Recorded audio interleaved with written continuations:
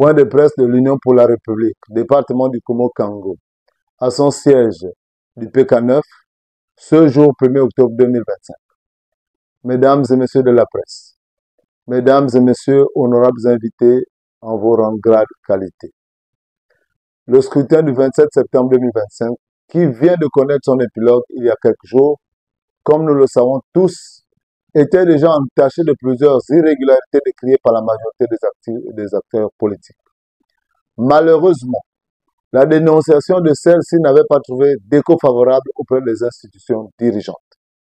Tout au long de ce processus, nous avons relevé de nombreuses irrégularités, entre autres la confiscation et la gestion opaque des bureaux de vote par un seul parti politique, l'UDB.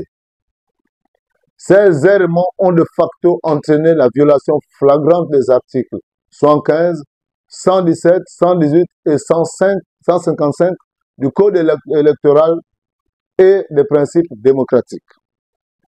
S'agissant tout particulièrement du deuxième siège du Komo-Kango, les deux bureaux de vote de Cook-Chantier avaient pour président deux militants de l'UDB, proches de leur candidat.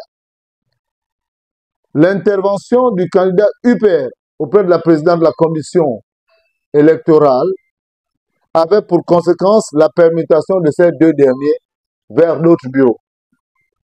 Au terme de ce scrutin, nous affirmons pour avoir vu que les deux urnes du bureau numéro 1 de ce village Ekouk-Chantier ont été transportées par un membre du directeur de campagne du candidat UDB, assisté de 3 de ses membres et de 3 gendarmes.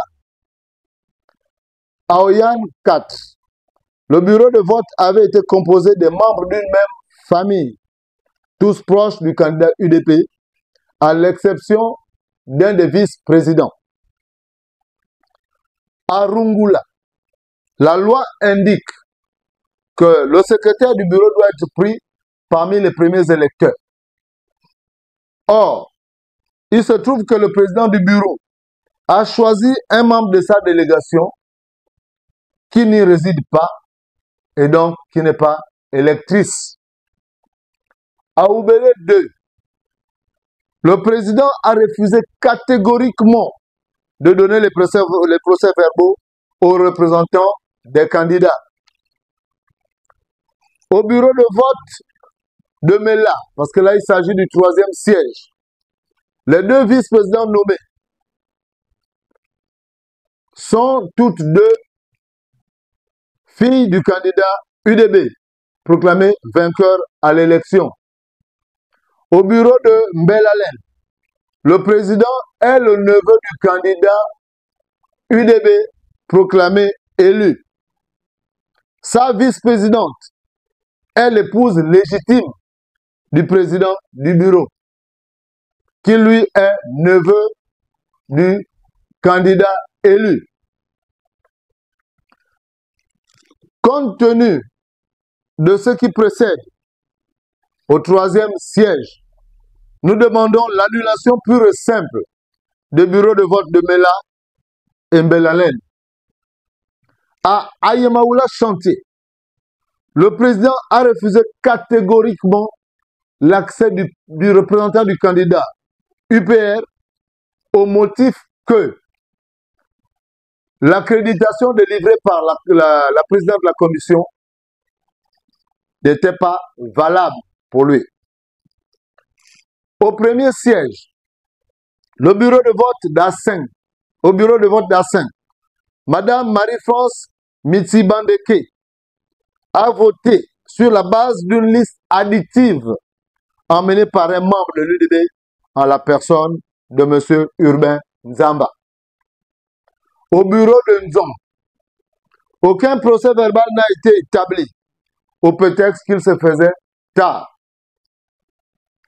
Tous les représentants des candidats n'ont pas obtenu le dit document. Ce fut le cas pour les bureaux de Kougouleux, Asseng, Sogasel Forêt, Asseng Forêt. À Evinayon, le bureau de vote a été pris en otage par une même famille, y compris la secrétaire du bureau qui, elle, était non inscrite sur la liste électorale. En ce qui concerne l'élection locale, et compte tenu des irrégularités dénoncées plus haut, nous ne nous reconnaissons pas dans les résultats annoncés dans les bureaux de vote de Nzom, Kougouleu, Asseng, Sogassel, Forêt, Mela et Mbelalen.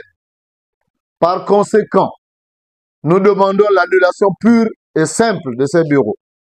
En ce qui concerne les élections législatives au deuxième siège, les résultats rendus publics par le ministre de l'Intérieur donnant au candidat de l'UPR 33,09% contre 32,39% pour le candidat de l'UDB, modifié et contesté et modifié par la commission départementale donnant au candidat de l'UPR 25,01% contre 37,08%, suscite en nous des inquiétudes.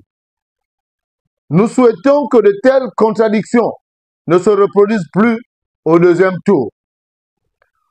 Pour notre part, quel que soit le format utilisé par nos adversaires, il n'en demeure pas moins vrai que le principe du ballotage demeure. Au vu de tous ces dysfonctionnements observés sur l'ensemble du département, nous invitons l'ACR à redoubler de vigilance contre le virus de procuration massive qui est en phase de téléchargement par l'UDB pour le deuxième tour des élections législatives au deuxième siège du Komo-Kambo. Je vous remercie.